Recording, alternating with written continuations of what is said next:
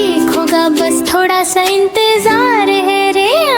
आज मंगलवार है, नन्हे पंडा को बुखर है, गोल गोल उसके गाल है, थोड़ा सा उसको ठंड है।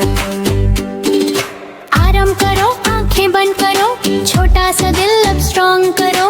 दवा भी है और दुआ भी है, माँ का प्यार यहाँ साथ भी है तेरा। पंडा गया डॉक्टर के पास, धीरे धीरे चला जरा, माँ ने हाथ पकड़ के बोला डरना बेटा मैं हूँ ना।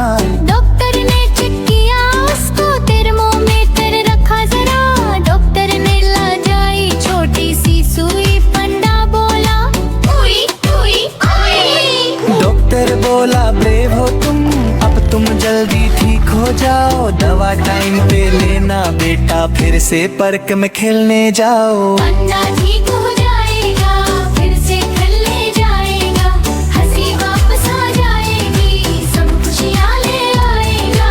पंडा ठीक हो जाएगा, फिर से खेलने जाएगा, हंसी वापस आ जाएगी, सब खुशियाँ ले आएगा, सब खुशियाँ ले आएगा।